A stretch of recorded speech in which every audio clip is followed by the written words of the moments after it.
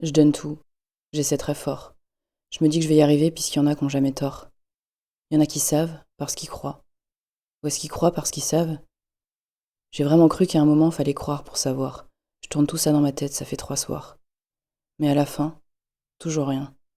Cette espèce de néant hyper glaçant. Et j'aimerais bien juste pour une fois connaître cet apaisement. Les guerres, c'est la faute à Voltaire. La solution, mon moi profond. Je sais que je sais pas, un mec l'a dit bien avant moi. Et si c'était une meuf d'ailleurs, ça m'étonnerait pas. Toujours est-il que c'est flippant. Alors, pourquoi on croit? Et puis d'abord, est-ce que ça me concerne, moi?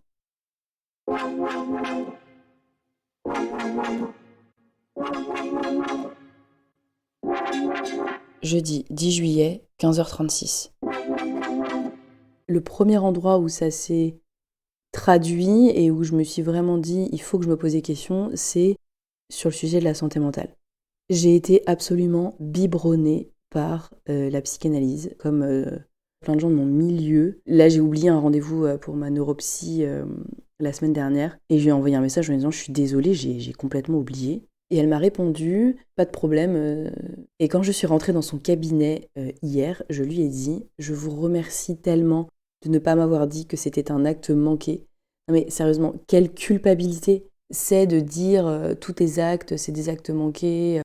Moi, j'ai vraiment été baignée dans cette culture. T'es pas chez toi dans ta propre maison, t'as un moi, t'as un surmoi, t'as un ça, et puis bah responsabilise-toi et il faut que tu parles pendant des années sur un canapé pour essayer essayer de comprendre tout ça et de démêler un petit peu le faux du vrai, etc.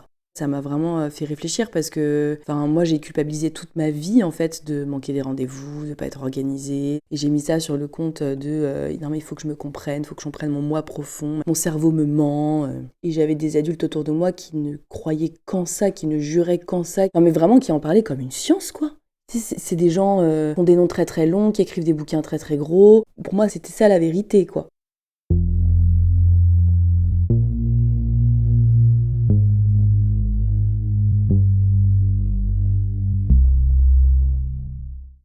Le lien que je fais entre croyance et santé mentale, c'est vraiment ce truc de... j'ai l'impression que je cherche à tout prix à me raconter un récit sur moi parce que ça me rassurerait de croire en quelque chose me concernant pour expliquer mes traumas, pour expliquer mes difficultés d'adaptation, etc., etc., etc., etc.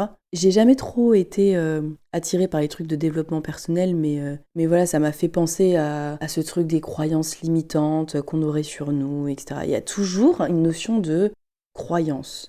Et j'ai l'impression que ça peut très vite se transformer en nouvelle religion ou religion 2.0 ou religion du 21e siècle, quoi. Et du coup, je me demande, est-ce que mon besoin de me raconter un récit, il est lié au fait que je ne crois pas, et là quand je dis je ne crois pas, je parle d'une manière beaucoup plus métaphysique, en une supériorité, on peut l'appeler Dieu, mais ça peut être plein d'autres choses pour plein de gens. Ou est-ce que c'est totalement indépendant et c'est juste parce que dans mon cas, j'ai connu des traumas et j'ai besoin de les expliquer à tout prix pour pouvoir avancer. J'en sais rien, mais je pense quand même que tout est lié.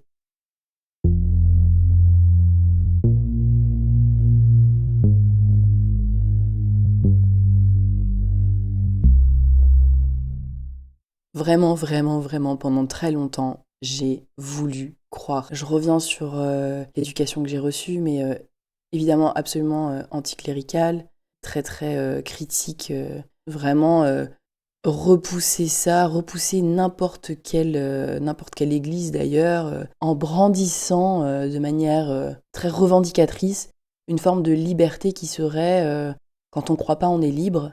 Alors qu'en fait, j'ai vraiment été baignée dans des croyances. C'est juste, c'était pas des croyances religieuses, mais c'en était plein d'autres. Hein. Enfin, je reviens sur la psychanalyse, c'est l'enfer. J'ai passé mon enfance à essayer de comprendre pourquoi quelque part j'étais peut-être amoureuse de mon père, quels étaient mes actes manqués, qu'est-ce qu'il disait de moi. Mais ça, je m'en rends compte avec du recul. Et c'était la justification au fait de ne pas croire en Dieu, de ne pas pratiquer de religion, d'être laïque. Bien entendu, dans une définition complètement biaisée du terme. Hein. Alors qu'en fait, j'ai grandi dans une église. J'ai clairement grandi dans une église, juste c'est pas celle qu'on croit. Et très longtemps, j'ai cru que c'en était pas une d'ailleurs. Une église idéologique, en tout cas si ce n'est spirituelle, quoique parfois ça peut surfer un peu là-dessus aussi. Et moi, j'ai toujours senti que ça me convenait pas, que ça me parlait pas, mais ça a quand même construit ma pensée. J'ai utilisé des termes pendant très longtemps dans mon langage courant. Il y avait l'inconscient, il y avait le complexe d'Oedipe, il y avait les rêves, enfin bon bref, voilà.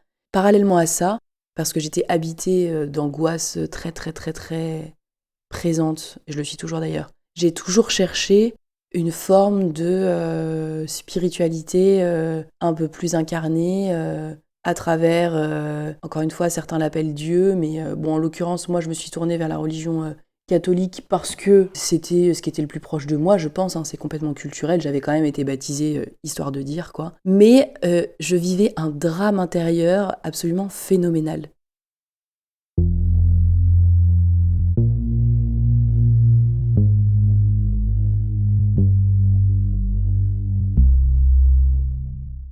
Donc j'ai fait ma première communion, j'avais presque 18 ans, contre l'avis des adultes qui m'ont élevée. Je suis beaucoup allée à la messe, j'ai cherché quoi, j'ai beaucoup lu, et à chaque fois j'avais cette espèce de drame de mais pourquoi j'arrive pas à croire? Pourquoi j'y arrive pas? J'aimerais tellement, ce serait tellement plus simple de croire. Est-ce qu'on peut pas me donner la recette? Genre vraiment, mais donnez-moi un signe, quelque chose. Et je trouvais toute la notion du rituel très belle. Enfin, j'ai toujours aimé les chants religieux, et d'ailleurs pas que chrétiens. Enfin, vraiment, moi, la spiritualité, j'adore. Toute forme de communion, moi, je sais pas, j'ai toujours un peu de... Ça me touche, quoi. Mais voilà, ça restait quelque chose de très agréable, mais ça ne venait absolument pas soigner mes angoisses. Enfin, voilà, je pense que je voyais la religion, la pratique, la croyance, la foi, certains diront la foi, comme un outil au service de mon bien-être. Et donc, j'ai toujours été dans cette double sensation de mais j'aimerais tellement croire, ce serait tellement plus facile pour moi la vie, et de je suis certaine de ne pas croire. J'en suis sûre. Enfin, voilà. Tellement j'avais été biberonnée à cette espèce de fausse objectivité. Alors ça, vraiment, j'ai mis énormément de temps à m'en sortir aussi. De comprendre qu'est-ce qui étaient les faits, quelles sont les interprétations, c'est quoi la science, ça vient d'où, etc. La philosophie m'a beaucoup aidée en terminale, quand même. Et voilà, que rien n'était absolu, du premier axiome jusqu'à la dernière croyance New Age en date. Et du coup, je me suis retrouvée à me dire, en fait, non, c'est pas pour moi. Je vais pas non plus réussir à pratiquer comme j'aimerais, et parce qu'en fait, j'arrive pas à croire, quoi.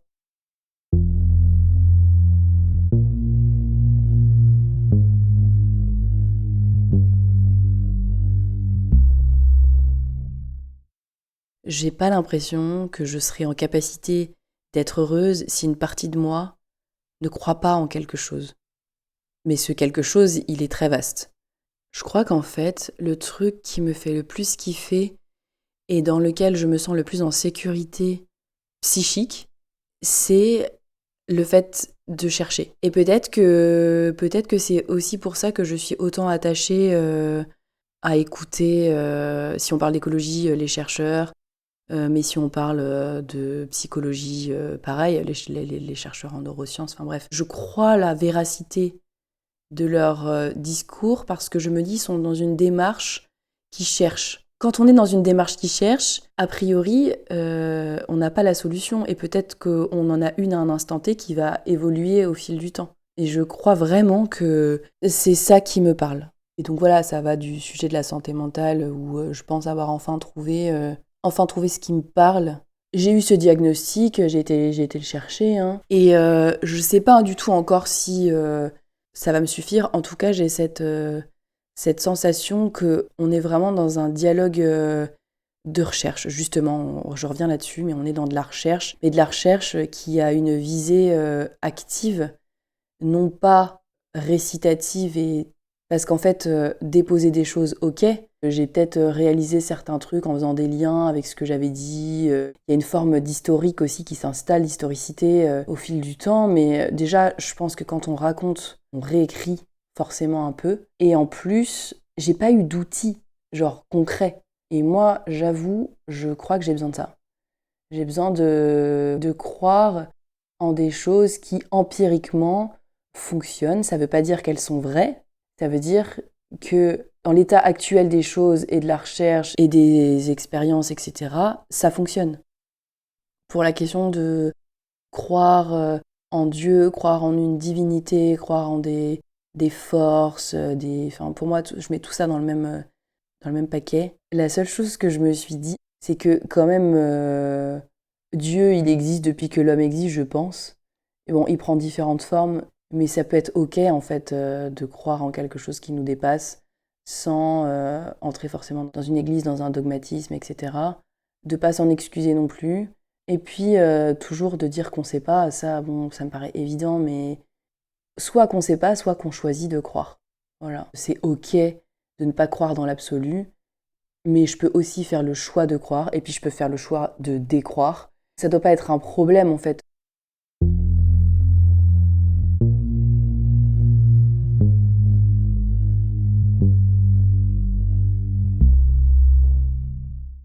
En tout cas, une chose est sûre, pour ma part, je fais le choix d'essayer au maximum de pas entrer dans des certitudes. Quand il s'agit d'informations journalistiques, etc., de me concentrer sur les faits, bien entendu, les faits appuyés par, si c'est des sujets type écologie et tout, des études, des chercheurs, etc. Et si c'est du sociétal, du lire beaucoup, me renseigner, prendre le temps de questionner, de chercher, enfin toujours d'être dans cette démarche de recherche en fait, qui fait qu'à un moment, je me construis un avis dont je m'autorise à, à faire changer. Croire, c'est pour la partie métaphysique en tout cas, je pense que c'est très, très intime et il y a une forme de choix.